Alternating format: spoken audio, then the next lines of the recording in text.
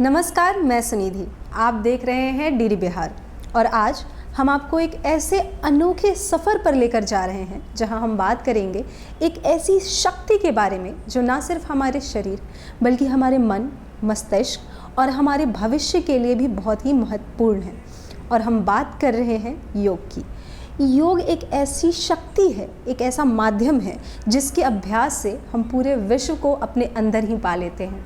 भारतवर्ष में भी योग को प्राचीनतम समय से एक बहुत ही महत्वपूर्ण स्थान दिया गया है और इसी वजह से हमारी गुरुकुल परंपराओं में भी योग का एक बहुत ही महत्वपूर्ण स्थान है, जिसे हम हमारे युवाओं को हर चुनौती से लड़ने के लिए तैयार करते हैं। और हमारा आज का विषय है योग और युवा। तो चलिए हमारे साथ हमारे आज के इस योग यात्रा में हमारे युवाओं के साथ। योग आधुनिक जीवन शैली में स्वास्थ्य और सुख का महत्वपूर्ण साधन बन चुका है। और क्योंकि आज हम योग की महत्ता के ऊपर चर्चा करेंगे और ख़ासकर हमारे युवाओं के लिए इसकी क्या उपयोगिताएं हैं और हमारे युवाओं के जीवन में योग की जो अभ्यास है वो कैसे परिवर्तन ला सकता है, इसके ऊपर चर्चा करेंगे और योग का अर्थ जानेंगे। साथ ही भारतवर्ष में योग की प्राचीनतम समय से क्या महत्वपूर्णता चली आ रही है उस चीज़ पे बात करेंगे। तो इन सभी पहलुओं पे बात करने के लिए, योग के विभिन्न पहलुओं पे चर्चा करने के लिए हमारे साथ हमारे आज के ख़ास मेहमान हैं, हमारे योग गुरु हैं अविनाश कुमार जी। तो बहुत बहुत स्वागत है अविनाश जी आपका हमारे आज के इस कार्यक्रम में। तो मैं सबसे पहले चाहूँगी कि हमारे दर्शकों को आप ये बताइए कि योग का जो महत्व है, हम योग और युवा के ऊपर चर्चा कर रहे हैं, तो खासकर हमारे युवाओं के लिए योग कितना महत्वपूर्ण है, इस चीज़ के ऊपर हम बातचीत करेंगे। तो मैं चाहूँगी हमारे दर्शकों को बताएं कि योग की जो इम्पोर्टेंस है योग का, वो हमारे युवाओं के लिए कितना ज़्यादा ज़रूरी है। आज के जो दिनचर्या बनते जा रहा है, जीवन जो व्यापकता के साथ, व्यस्तता के साथ व्यतीत हो रहा है, हम लोग दुनिया का ख्याल रख रहे हैं लेकिन खुद का ख्याल नहीं रख रहे हैं।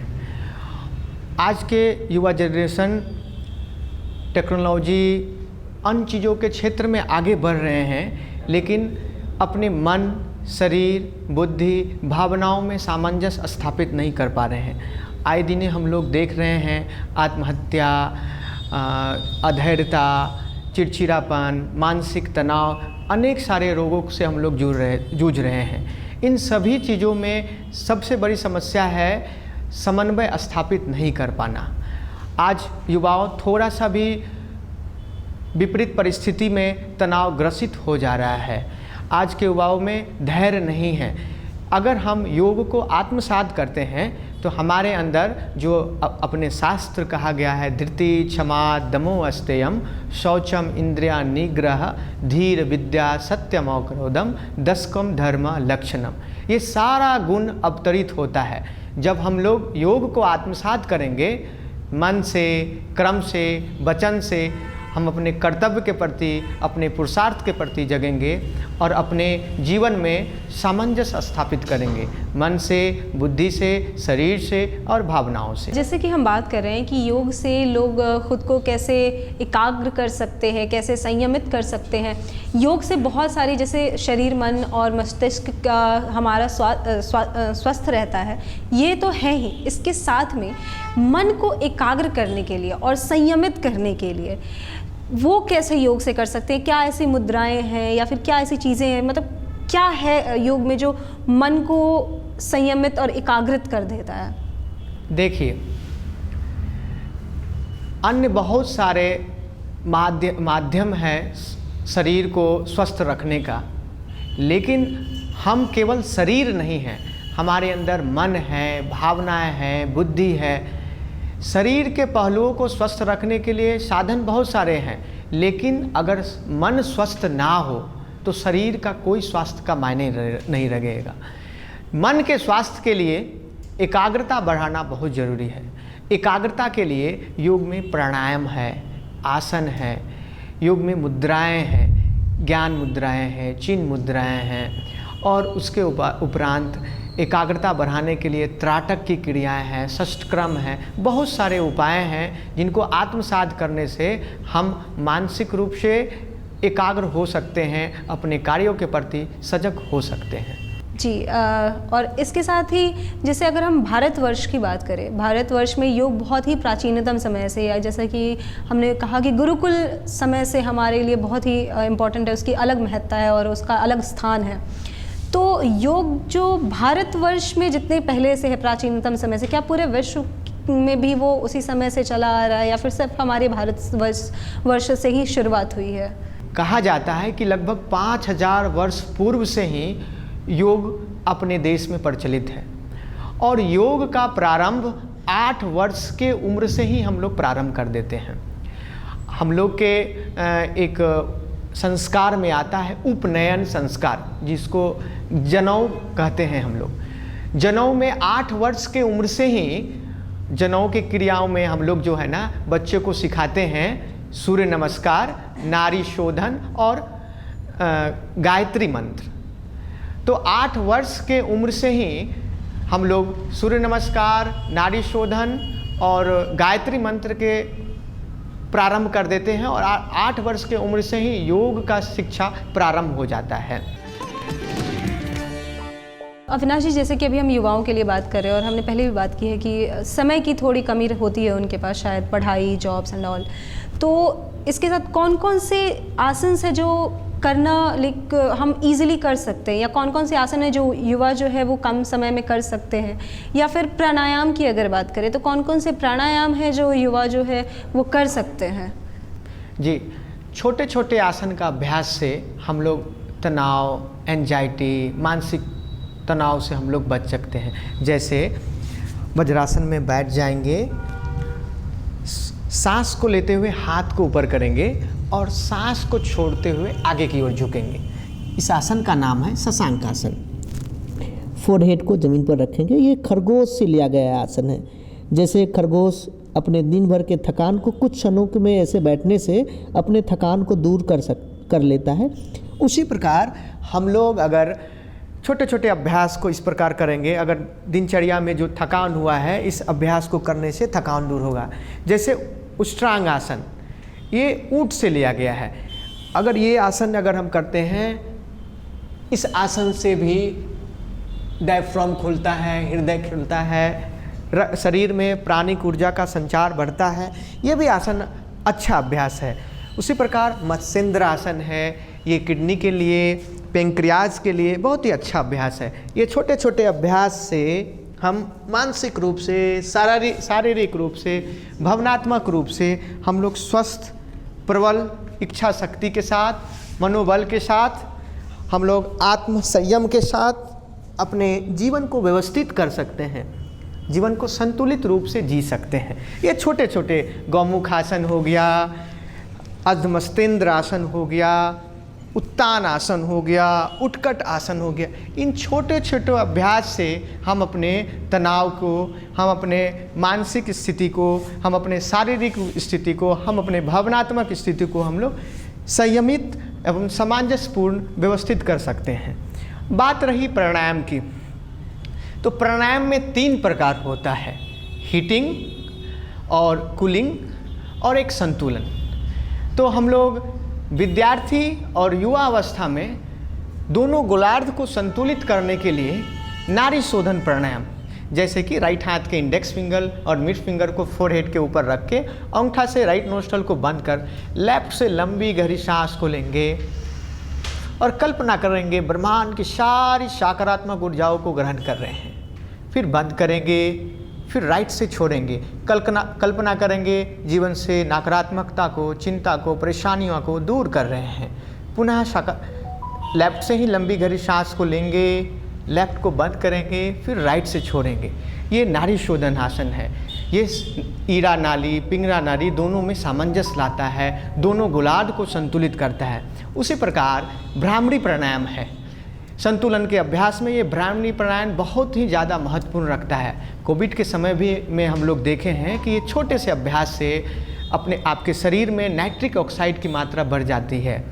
शरीर में मेलाटोनिन नाम का जो रस स्रावित होता है वो मन को शांति के लिए, विश्रांति के लिए बहुत ज़्यादा महत्वपूर्ण होता है। जैसे कि इस अभ्यास को हम लोग करेंगे इंडेक्स फिंगर से कान के अग्रभाग को बंद करके, आँख को बंद करके, सजगता दोनों आइब्रो के बीच में, जहाँ पर मेलाटोनिन रिलीज होता है वहाँ पर देखेंगे और भ्रामरी प्राणायाम इस प्रकार करेंगे।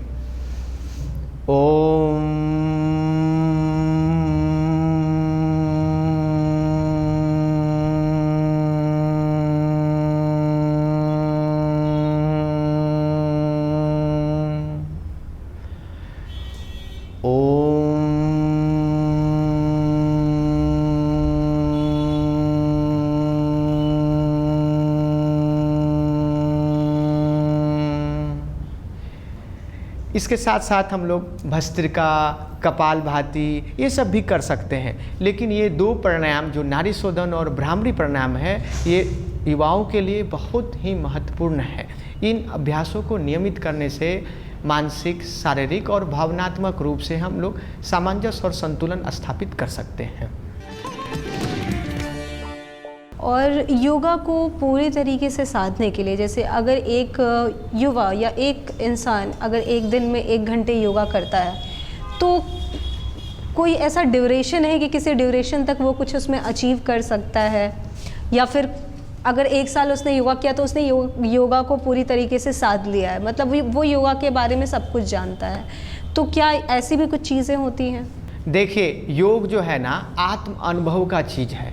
1 दिन के लिए, 1 साल के लिए, 2 साल के लिए नहीं है। ये अंतः विज्ञान का चीज़ है, अंतः यात्रा का चीज़ है। उसके लिए व्यक्तिगत अनुभव से ही इस क्षेत्र में आगे बढ़ते हैं और इसमें कोई समय सीमा नहीं है। कोई उपलब्धियां 1 वर्ष में भी प्राप्त कर लेता है, कोई उपलब्धियां कई जन्मों में प्राप्त करता है। लेकिन योग आप जैसे ही प्रारंभ करेंगे, महीना, 2 महीना, 3 महीना जब हो, वो महीना दिन से ही आपको लाभ देना प्रारंभ कर देगा। महीना दिन से ही आपके शारीरिक, मानसिक और भावनात्मक संतुलन स्थापित करने लगेगा।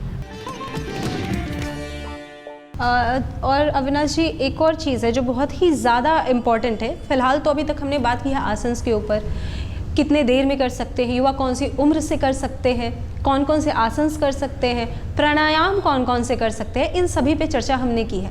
अभी बात करेंगे कि योग जो है, अविनाश जी, योग जो है बहुत सारे मिथ्स हैं, लेकिन बहुत सारे लोग हैं जो मानते हैं योग पूजा पाठ है, बहुत सारे लोग मानते हैं योग साइंटिफिक रीज़न है, और ये साइंटिफिक रीज़न है, इस आसन से ये होता है, इस आसन से ये होता है। कुछ लोग मानते हैं पूजा पाठ है, स्पिरिचुअलिटी का नाम देते हैं, कुछ लोग साइंटिफिकली नाम देते हैं। तो आपके अकॉर्डिंग योग क्या है? देखिए, योग धर्म से नहीं जुड़ा हुआ है, योग विज्ञान है। देखिए, जितना जैसे कि गायत्री मंत्र है, महामृत्युंजय मंत्र है, दुर्गा के 32 नामों का अभ्यास हम लोग करते हैं। ये मंत्र कोई देवी देवता से नहीं जुड़ा हुआ है, मंत्र विज्ञान है। क्योंकि मंत्र में फ्रीक्वेंसी होता है और वो फ्रीक्वेंसी ही हमारे मस्तिष्क को संतुलित करता है। जब हम साइंस की भाषा में अगर कहें तो हम लोग जैसे कहते हैं higher the velocity lower the frequency, lower the velocity higher the frequency. उसी स्थिति में है, हम जब कोई मंत्र का अभ्यास करते हैं तो उसमें एक फ्रीक्वेंसी है, उसमें एक तरंग है जो हमारे मस्तिष्क को शांत, शिथिल और सामंजस्यपूर्ण बनाता है। इसलिए हम कह सकते हैं योग अध्यात्म, ये जो है कोई धर्म नहीं है, ये एक विज्ञान है, एक जीवन पद्धति है। पूरे विश्व में योग एक स्तर पे है, पूरे विश्व में लोग योग के बारे में जान रहे हैं, योग कर रहे हैं, और ना सिर्फ भारतवर्ष की बात है, पूरे विश्व में कर रहे हैं। तो योग को वापस से पुनर्जीवित, क्योंकि बीच में कहीं ना कहीं वो गुमसा गया था शायद, तो उसको पुनर्जीवित करने के लिए युवाओं का कितना बड़ा हाथ रहा है इस पूरे दौरान में? देखिए, युवा ही योग को आगे बढ़ाएंगे। ये स्वामी जी भी कहे हैं कि योग भविष्य की संस्कृति है। तो युवा योग के प्रति सजग हो रहे हैं, युवा योग में अब रुचि ले रहे हैं, अब योग के साथ जीवन व्यतीत कर रहे हैं और उनको अच्छा लग रहा है, सामंजस्यपूर्ण जी रहे हैं। अब उनका काम है कि अपने मित्र, अपने दोस्त, अपना जो व्यक्तिगत अनुभव है उनका प्रसार प्रचार करें, योग को आगे बढ़ाएं, योग को अपने भारतीय संस्कृति के मानस पटल पर उभारें, ये आने वाले समय का एक सांस्कृतिक का उत्थान योग के माध्यम से हो। हर व्यक्ति का सपना होता है कि वो अपने शरीर, मन, मस्तिष्क से स्वस्थ रहे और सुरक्षित रहे, और योग एकमात्र साधन है जिसके द्वारा हम इन सभी लक्ष्यों को प्राप्त कर सकते हैं और अपने तनावग्रस्त जीवन को सुरक्षित कर सकते हैं और स्वस्थ रह सकते हैं। तो आइए बात करते हैं योग से अपने जीवन को सशक्त बनाते कुछ युवाओं से। मेरा नाम सुषमा कुमारी है। तो सुषमा जी, अभी आप योग कितने दिन से योगा कर रही हैं? कोविड आने के बाद मैं काफ़ी स्ट्रेस फील करती थी, हमेशा हर छोटी मोटी बातें पे पैनिक हो जाती थी, एंजाइटी फील करती थी। लेकिन फिर मुझे लगा कि मुझे अपने आप को सही करना है, इम्प्रूव करना है, तो मुझे योग करना पड़ेगा, सही मायने में सीखना पड़ेगा। और तो मैं योगा करने से आपके जीवन में काफ़ी कुछ बदलाव आए? काफ़ी चेंजिंग आया। मैं पहले से काफ़ी कॉन्फिडेंट रहने लगी। अब मैं पहले की तरह पैनिक नहीं होती। तो चलिए चलते हैं हमारे दूसरे यूथ के पास। और what's your good name? My name is Shivam Kumar Singh. Shivam, तो आप कितने दिनों से योगा कर रहे हैं? मैं पिछले 1 वर्षों से योगा कर रहा हूँ। 1 साल से। अभी कौन सी क्लास में आप? पहले अभी हम ग्रेजुएशन 3rd ईयर में हम। ग्रेजुएशन 3rd ईयर और 1 साल से आप योगा कर रहे हैं। तो योगा करने का कहाँ से दिमाग में आया आपके? योगा करने का, जैसे मैं अभी पढ़ाई कर रहा था तो पढ़ाई के साथ साथ मेंटल हेल्थ भी ज़रूरी है, कंसंट्रेशन पावर, और साथ में जैसा सबके साथ फिजिकली होता है तो फिजिकली फिटनेस के लिए भी वो दोनों पर्पस ध्यान में रखते हुए मैं योगा करने का आइडिया मेरे दिमाग में आया। तो योग करने से आपको कुछ मतलब चेंजेस खुद में कैसे चेंजेस नज़र आ रहे हैं? फिजिकली तो बहुत सारा चेंजेस हुआ, लेकिन साथ में जो स्टडी के दौरान जो मैं चेंजेस होता मैं उस पर ज़्यादा फोकस करना चाहता हूँ।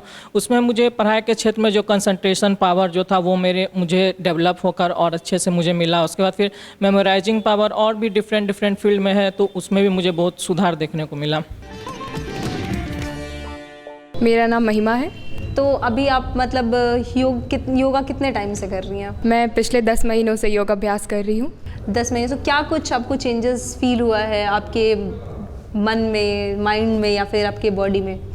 योगा से मुझे कंसंट्रेशन में काफ़ी हेल्प मिला है अपने पढ़ाई में, और फिज़िकली के साथ साथ मैंने मेंटली भी योग ने मुझे फिट किया है। तो योगा करने का ऐसे अचानक से क्या, कहाँ से कहीं से सुना था, किसी ने सजेस्ट किया था, फ्रेंड ने, या फिर? नहीं, किसी ने सजेस्ट तो नहीं किया था, बट मुझे योगा में इंटरेस्ट आ गया तो मैंने योगा करना शुरू किया। धन्यवाद महिमा, धन्यवाद हमारे साथ जुड़ने के लिए। मेरा नाम रूही है। रूही, तो कितने दिनों से आप योगा कर रही हैं? मैं यहाँ 1 साल से योगा कर रही हूँ। 1 साल से योगा कर रही हैं। और मतलब क्या अभी किस लिए योगा शुरू किया था आपने? कोविड के बाद, जैसे सभी लोग जानते हैं कि कोविड के बाद बहुत सारे हमारे लाइफस्टाइल में की वजह से बहुत सारे सब लोगों को प्रॉब्लम होने लगा, एंजाइटी बढ़ गया था, इतने सारे मतलब ऐसा पैंडेमिक स्थिति को देखते हुए। इसलिए मैंने सोचा कि अपने मतलब बॉडी पे ध्यान देना चाहिए, फिटनेस पे ध्यान देना चाहिए। इसके लिए मैंने योगा तब से शुरू किया है। अविनाश जी, अभी जैसे हम बात करें कि बहुत टाइम से योगा जो है भारतवर्ष में प्राचीनतम समय से है, तो इस पे आपकी क्या राय है कि भारत में जो परंपरा योग की चली आ रही है, तो इस पे आपकी क्या राय है? ऋषि मुनि के टाइम से ये परंपरा चली आ रही है शायद से, तो ये कैसे, मतलब इस पे आपकी क्या राय है? देखिए, ये चिर पुरातन परंपरा है और योग का प्रारंभ महाकाल शिव जी के माध्यम से हुआ है। इसी वजह से शिव जी को ही आदि योगी कहा जाता है। अनेक परंपराएं हैं कि शिव जी पहले माँ पार्वती को योग का शिक्षा दिए, और जब शिक्षा दे रहे हैं तो बगल में एक नदी थी और उस नदी में एक मछली था और मछली भी उस योग का शिक्षा ग्रहण किया। और जो हम लोग नाथ परंपरा जो हम लोग जानते हैं उसमें मतेंद्र नाथ आए, मतेंद्र आसन भी है, मस्तेंद्र आसन भी है। तो एक ये मान्यताएं हैं। एक मान्यताएं हैं कि शिव जी जो है ना सप्तऋषि को योग की शिक्षा दिए और सप्तऋषि के माध्यम से ही पृथ्वी पर योग का प्रचार प्रसार हुआ।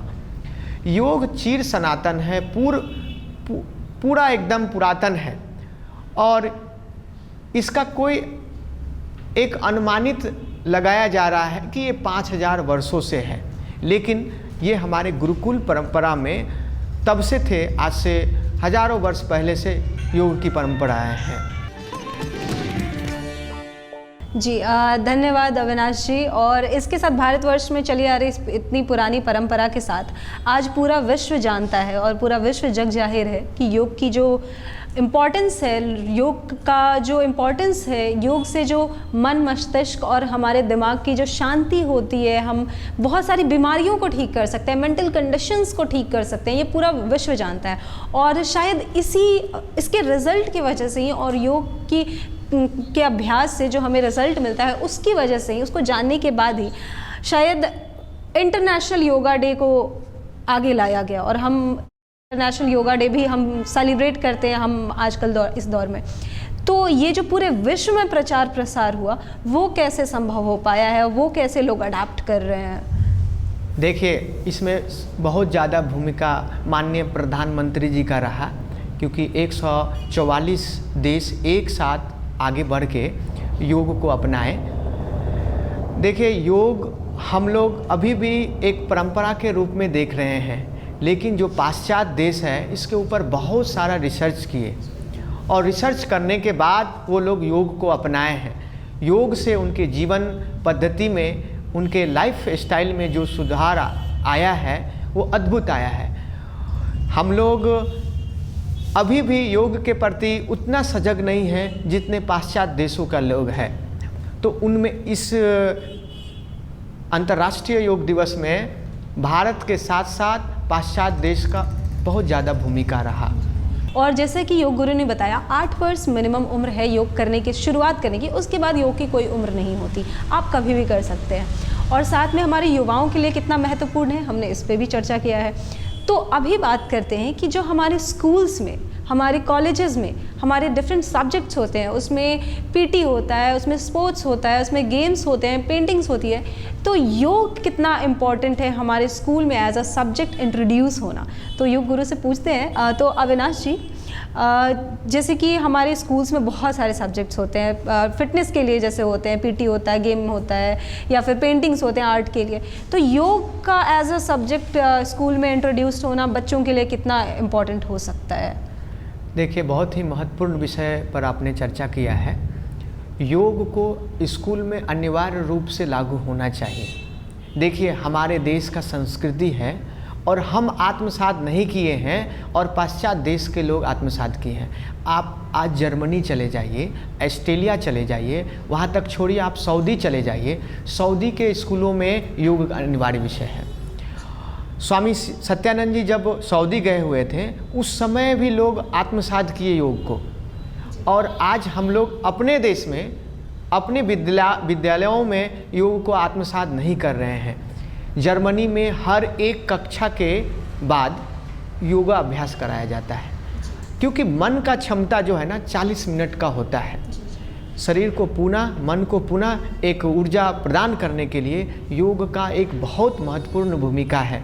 अगर हम स्कूलों में योगा अभ्यास प्रारंभ कर दें तो बच्चे जो आज तनाव से ग्रसित हो रहे हैं, नशा से ग्रसित हो रहे हैं, उत्तेजना से ग्रसित हो रहे हैं, छोटे छोटे बच्चे जो क्रोध कर रहे हैं, ये सब चीज़ों पर स्वाभाविक रूप से उन पर कोई थोपा नहीं जाएगा। अन्य चीज़ों से हम लोग अनुशासित करते हैं, लेकिन जब योग को आत्मसात करेंगे बच्चे स्वाभाविक रूप से इसमें बदलाव लाएंगे।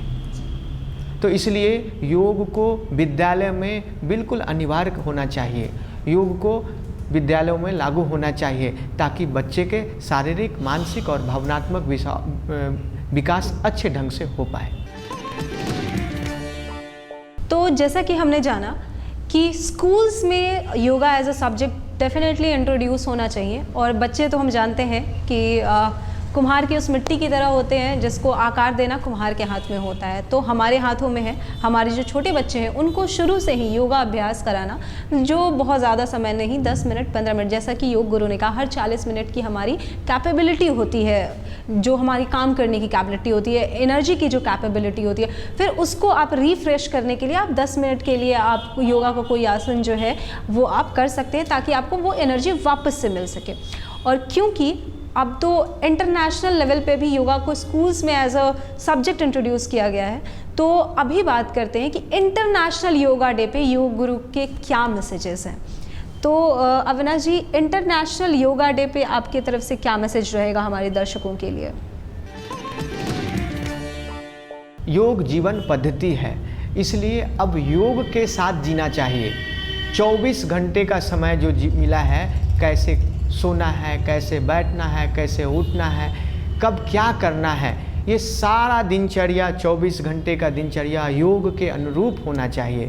अब केवल 1 घंटे का योगाभ्यास ये नहीं है, और ये केवल एक अंतर्राष्ट्रीय योग दिवस ये अवेयरनेस के लिए बना है, जागरूकता के लिए बना है, ताकि हम लोग जीवन में योग को आत्मसात कर सके। तो सबसे पहले तो आपका बहुत बहुत धन्यवाद हमारे साथ हमारे आज के इस कार्यक्रम में जुड़ने के लिए और हमारे दर्शकों को इतनी जानकारी देने के लिए और योग के बारे में इतना अवेयरनेस फैलाने के लिए, और धन्यवाद हमारे साथ हमारे आज के इस कार्यक्रम में जुड़ने के लिए। योग हमारी बदलती जीवन शैली में चेतना बनकर हमें रास्ता दिखाता है। तो आइए इस अंतर्राष्ट्रीय योग दिवस को गोद लें और हमारे युवाओं के साथ मिलकर इस दिशा में काम करें और आगे बढ़ते। तब तक के लिए स्वस्थ रहिए, हंसते रहिए, मुस्कुराते रहिए और देखते रहिए डीडी बिहार। धन्यवाद।